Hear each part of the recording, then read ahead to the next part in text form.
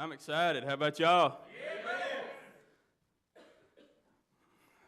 It's been a rough week for me.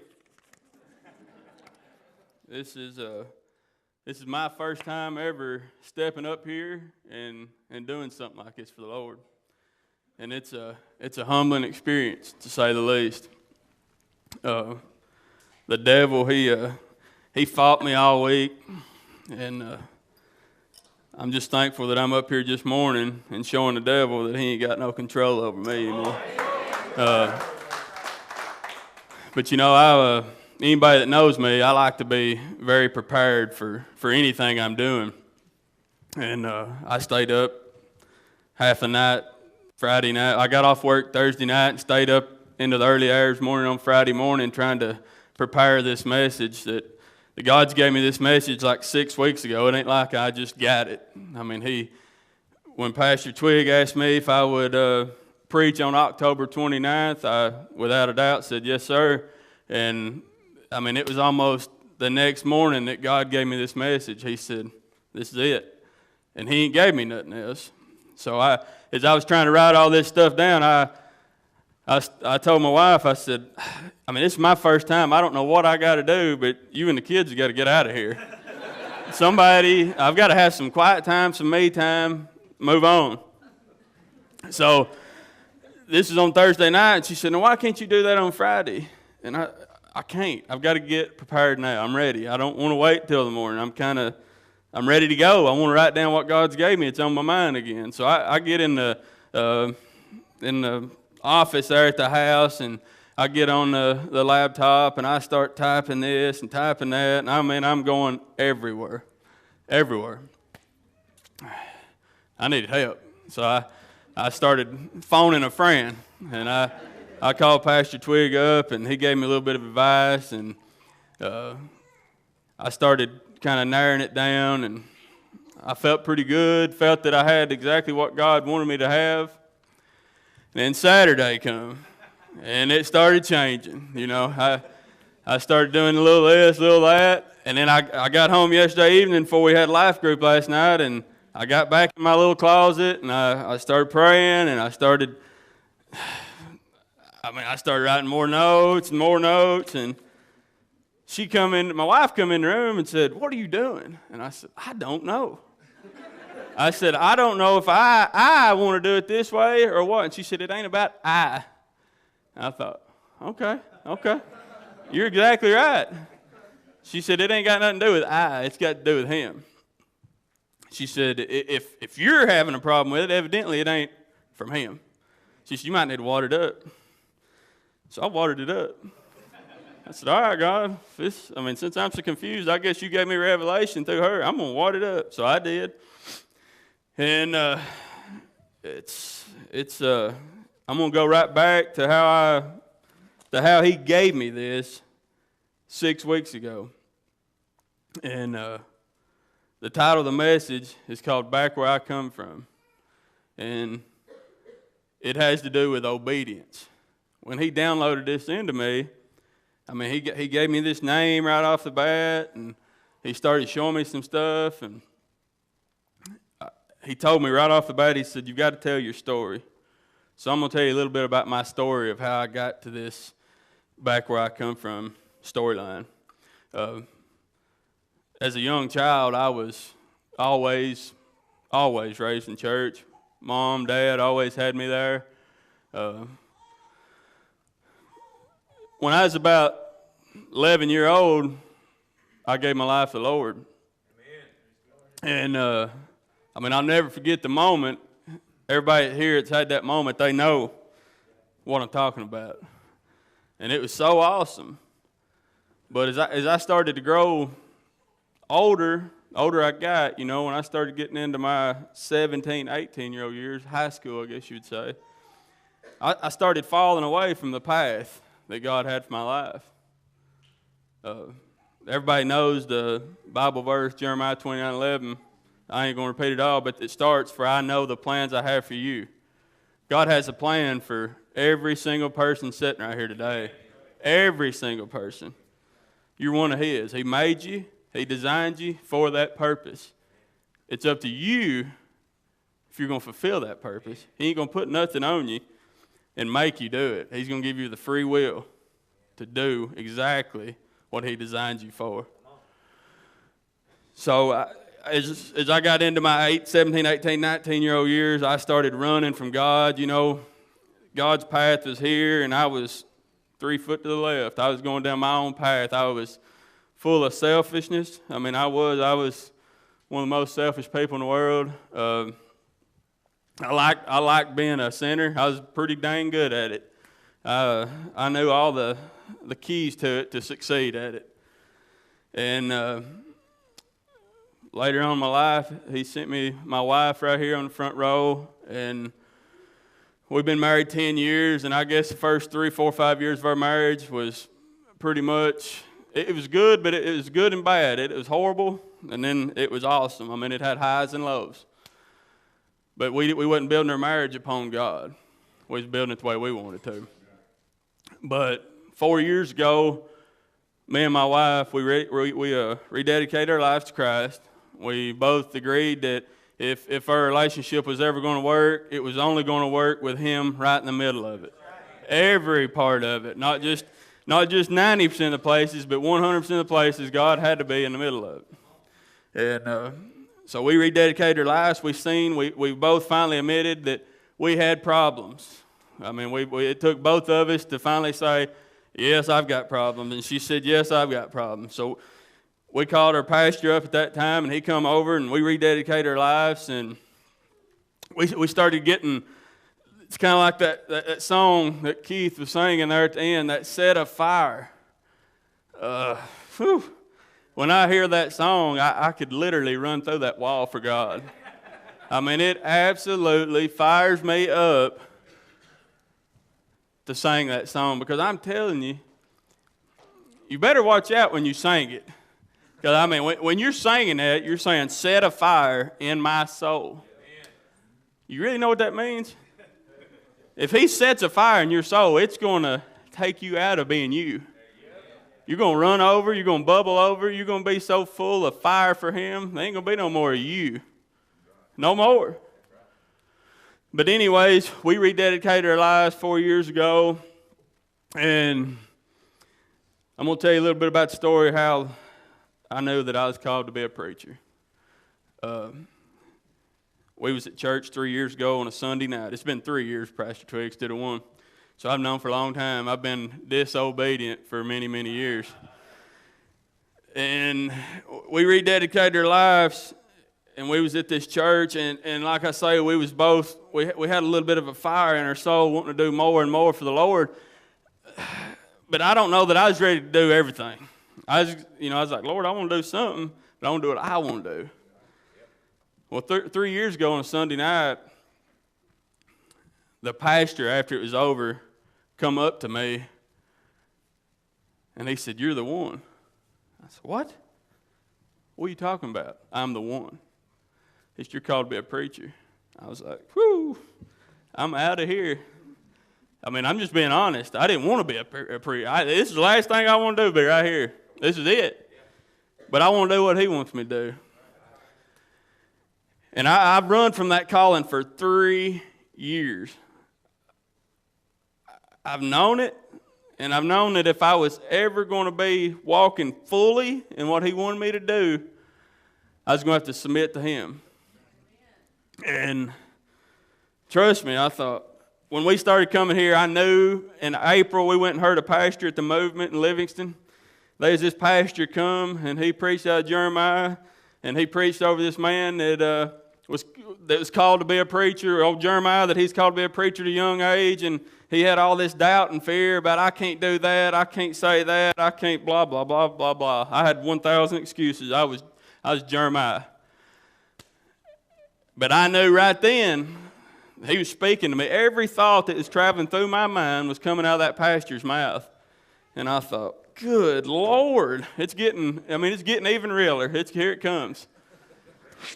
And Pastor Twigg, my wife, she invited me to go to a life group at Pastor Twigg's house, and I didn't want to go the first Sunday, or first Wednesday. I was like, nah, go on.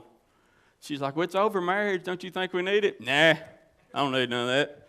I'm good. So she went on. I kind of felt bad. She left. I thought, I probably should have went with her. But I didn't. But the next Wednesday night, she asked me again. Well, I made an excuse first. I said, now, if you'd have let me know early in the day, we'd have went.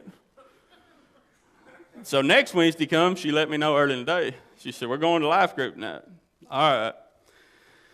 So we go to life group, and I don't know, I just felt love. I mean, when I walked in the door at the Ogletree's house, and I met a lot of you guys, I felt like it was home.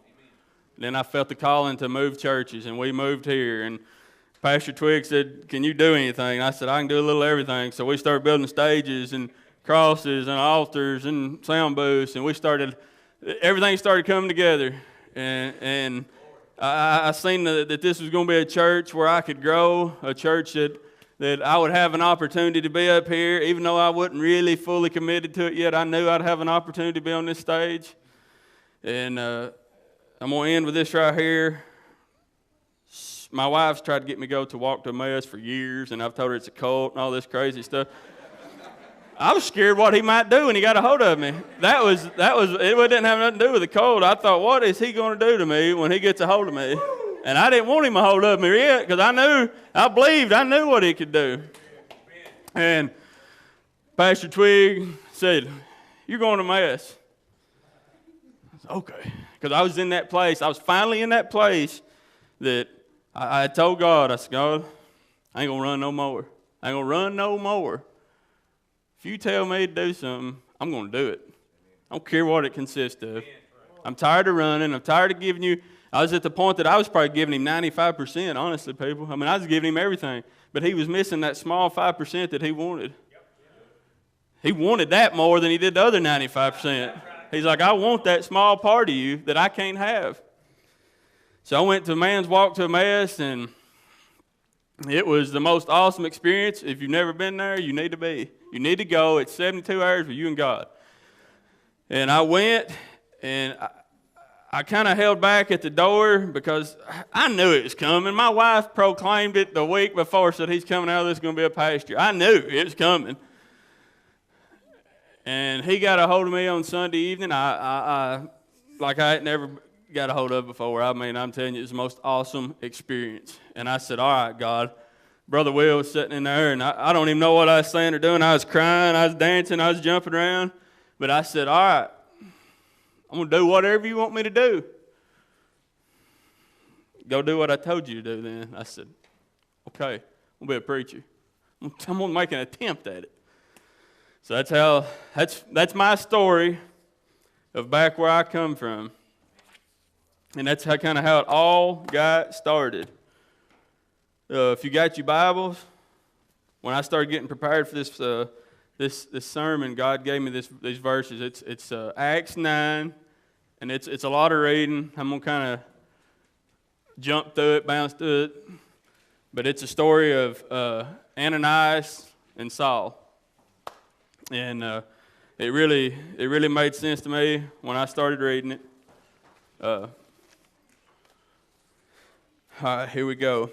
It says, Acts 9, verse 1 says, Then Saul, still breathing threats and murder against the disciples of the Lord, went to the high priest and asked letters from him to the synagogues of Damascus, so that if he found any who were of the way, whether man or women, he might bring them bound to Jerusalem. 3 says, As he journeyed, he came near Damascus, and suddenly a light shone around him from heaven. Then he fell to the ground and heard a voice saying to him, Saul, Saul, why are you persecuting me? And he said, Who are you, Lord? We'll stop right there for a second. I really like that. He falls to the ground and he hears his voice, Saul, Saul, why are you persecuting me? I think it's pretty neat that Saul knew exactly who it was. He knew exactly who it was. He says, and he said, Who are you, Lord? He knew. Any of us that's had that Saul moment right there, we know when the Lord speaks to us, whether we're obedient to it. See, this whole message comes back to obedience. Obedience is key. Obedience is our Obedience, I've messed it up. I can't even think what I said here. See, I've got too many notes.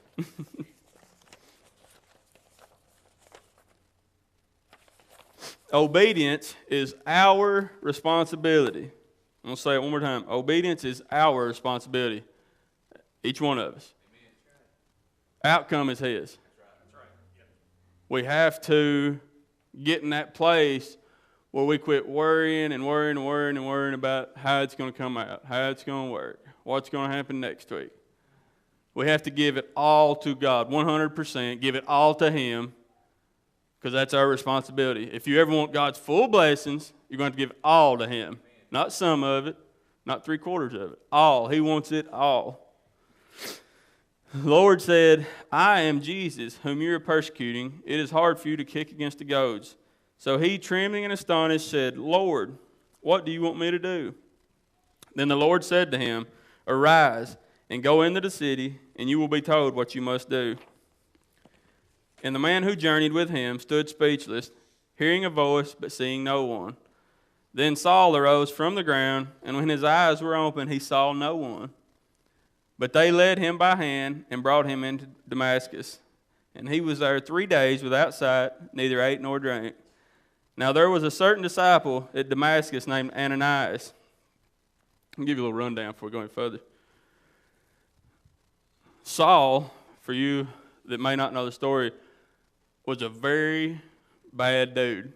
He hated Christians. He absolutely hated them. He wanted to kill them all. He bound them up, man, women, children. It didn't matter. He did not like Christians. So God has blinded him on the road here to Damascus, and he's getting ready to send one of his own to do something for him, for his glory. He's going to use this for his glory. He's going to turn this Saul into a mighty warrior for him. If you're sitting here this morning, church, and you think you can't be used, you better think again. You're getting your information from the wrong source. Everybody in this place can be used and will be used if you're obedient to Him. And I'm sure in this situation that Ananias was probably scared to death. You know, because God asked us to go over here and, you know, He may say, hey, Josh, why don't you pray for Kaylin? Hey, Chris, why don't you pray for so-and-so? We're so full of fear in this world we live in. You know, we're scared to a lot of times just go and say a prayer for somebody or go and do a good deed for somebody. I mean, I can't imagine if He asked one of you guys out here in this crowd to go up here and speak to this guy that kills Christians, and this guy knows you're a Christian. I'm assuming, I know what I'd do. I'd run so hard they would never catch me. And I'm assuming most of us would. I'm assuming most of us would. It took some boldness of Ananias to go and do what God told him to do. But he knew where his information was coming from. It's coming from the source. He knew he had to do this. So in 10 it said, Now there was a certain disciple at Damascus named Ananias. And to him the Lord said in a vision, Ananias. And he said, Here I am, Lord. Oh, that's good. That's good. He says, Ananias. He speaks to him. Here I am, Lord. That's what kind of Christians we need to be today, church. We need to be, here I am. Here I am, use me for whatever you want to use me for. I don't care no more. I don't care if somebody thinks that I'm crazy because I'm standing out here on the street preaching a message, or if I'm over here praying over somebody in the break room at work and all these other people's over here cussing and raising Cain or doing whatever they do. I don't care. Here I am, Lord, use me. Use me for your glory. Use me, Lord. Here I am, Lord. That is awesome. I about jumped out of the office the other night and I read that. Went to running around the house. In 11 it says, So the Lord said to him, Arise and go to the street called Straight and inquire at the house of Judas for one called Saul of Tarsus, for behold, he is praying. And he in a vision, he has seen a man named Ananias coming in and putting his hand on him so that he might receive his sight. Then Ananias says, Lord, I have heard from many about this man, how much harm he has done to your saints in Jerusalem. And here he has authority from the chief priest to bind all who call on your name. But the Lord said to him, Go, for he is a chosen vessel of mine, to bear my name before Gentiles, kings, and the children of Israel. For I will show him how many things he must suffer for my name's sake. See, the Lord tells Ananias, he says in 15, But the Lord said to him, Go, for he is a chosen vessel of mine. Church, it don't matter what you've done, what you've been through, where you're at. I mean, God's telling me there's probably some people in here this morning that's in some valleys. They're in some of the darkest valleys of their life. There's probably some people in here that knows their calling just like I was, but they're running. They're running. And he's telling me that just more than there's probably some people in here that don't even know him, that don't even have a relationship with him. But they're hearing what I'm saying, and they're feeling that conviction over their heart because God's word, it's alive, it's still moving. It's cutting into them this morning. See, all that comes back to obedience. No matter what kind of valley you're in, no matter if you're running from him, no matter if you're in addiction, no matter if you don't know him but you want to get to know him, it all starts with obedience. There's no replacement for it. I'm going to read it right here if I can find it amongst all this stuff. Randall, go to Deuteronomy 11, 26 through 28, please.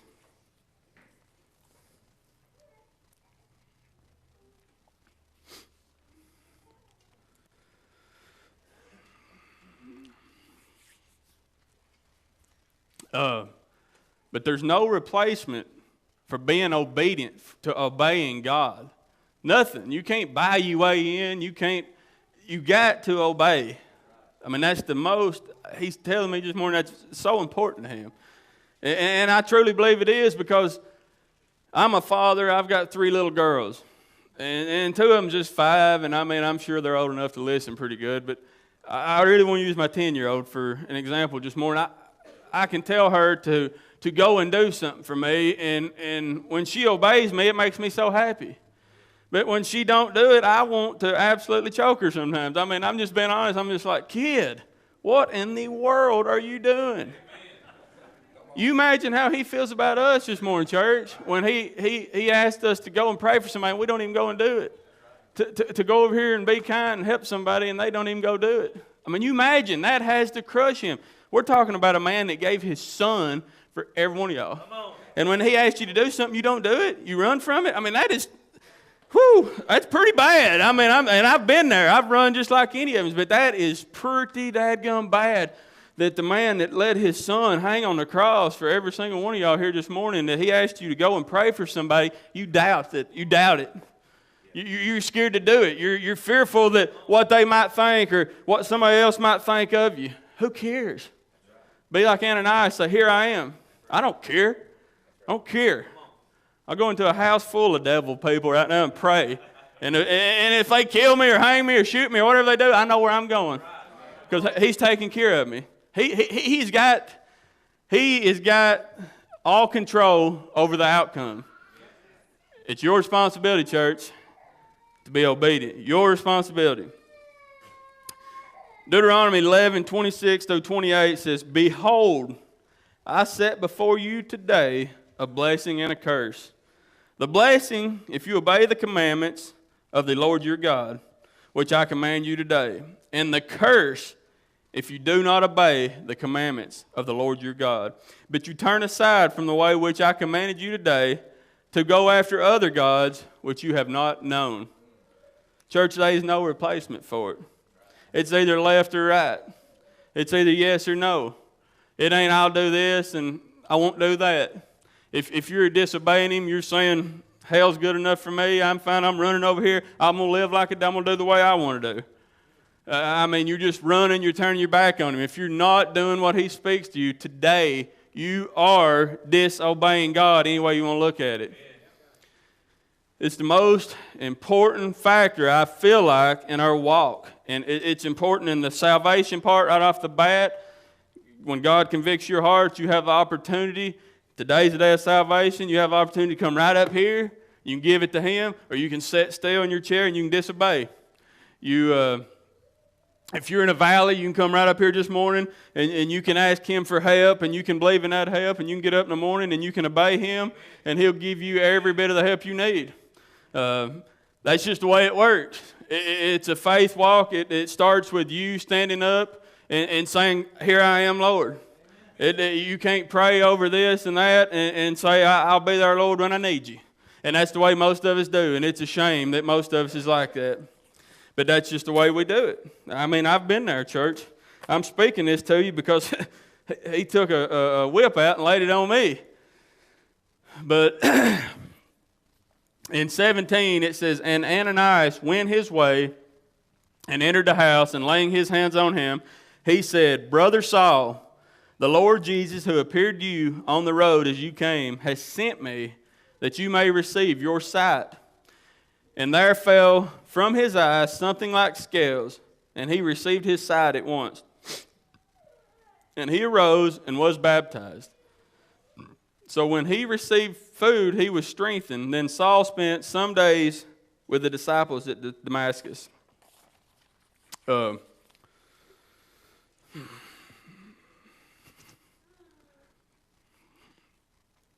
was 2 points that really stuck out to me on that whole story. And I think I've touched on both of them. We're going to touch on them again because I've got them wrote down here. But number 1 that really stuck out to me was Saul's past history. Just the type of person he was. You know, God took this man that absolutely run from Him, didn't want nothing to do with God. He killed God's people. He hated them. I mean, He did not like them.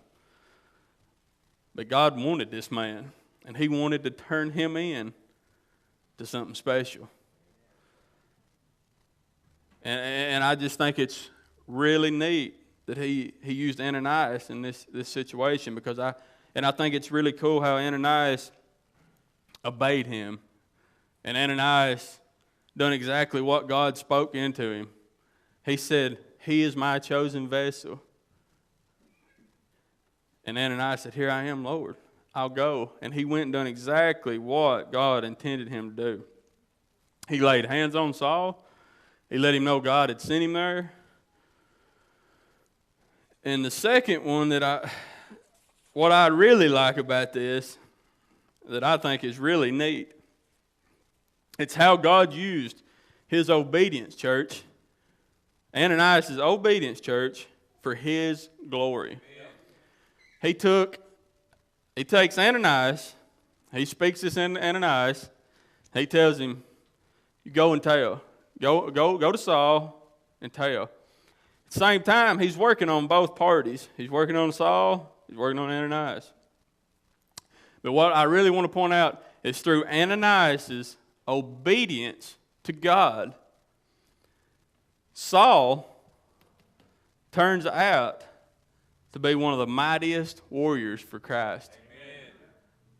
Church, you never know when that one small prayer that you may speak over another, that God may be getting ready to turn that person into a warrior for Him. Yeah, come on now. You know, sometimes we doubt God and we're scared to go and say that prayer. I mean, I've been there. I've been there in the last 6 weeks. I've been there.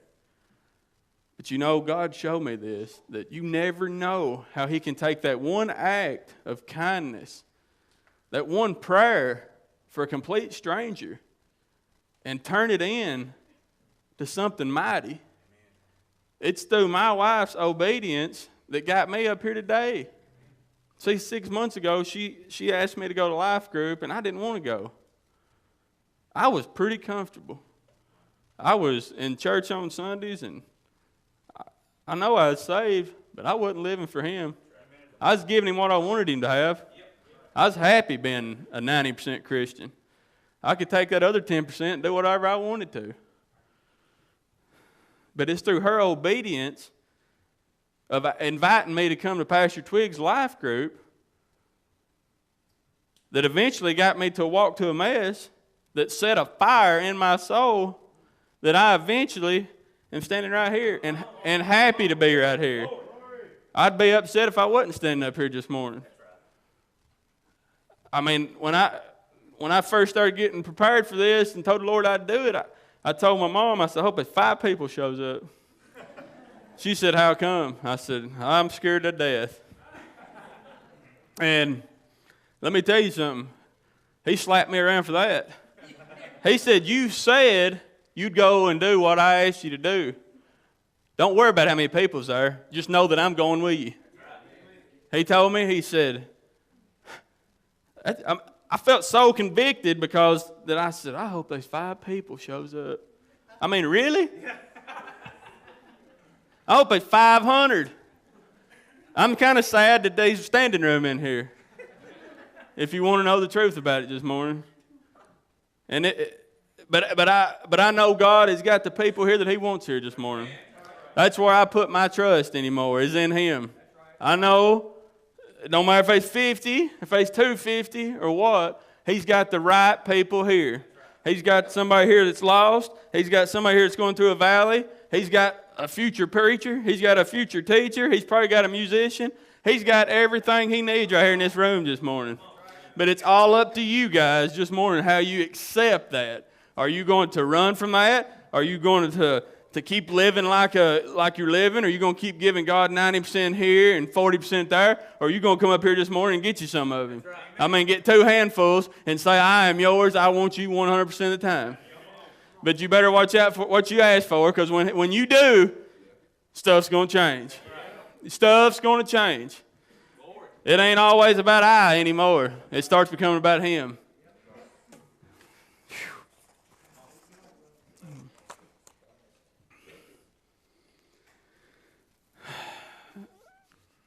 I'm telling you, though, when you ask for it, you better be ready.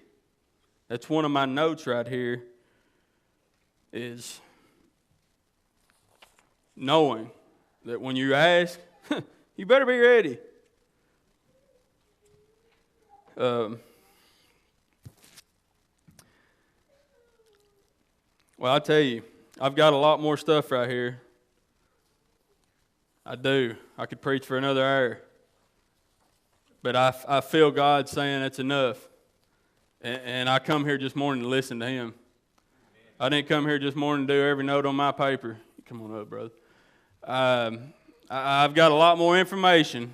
I really do. But God is speaking and saying, church, or Brother Todd, that's enough. Cut it off.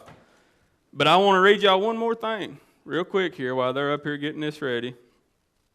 And it comes from John 14.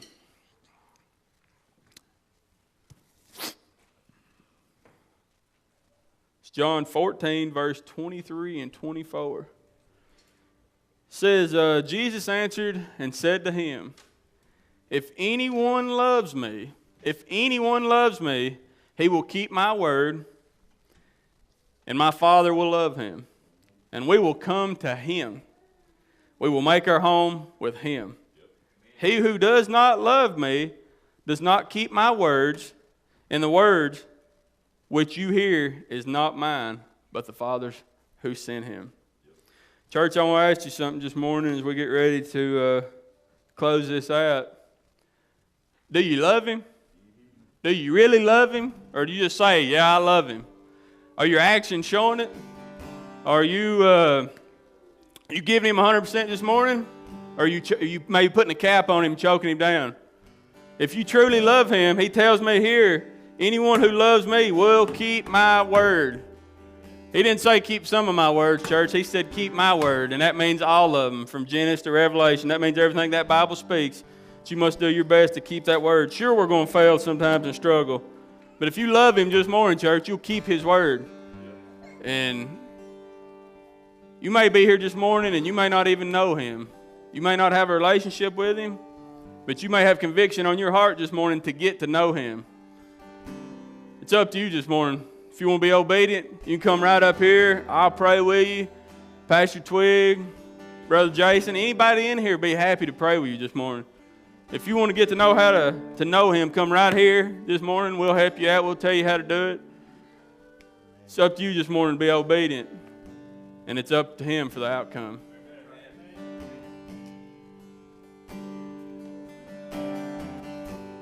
Hear the voice of love that's calling. Hello, I'm Mark Ogletree, the lead pastor here at I Am Worship Church. Thank you so much for joining us online. We hope that you have received exactly what God has intended for you to receive.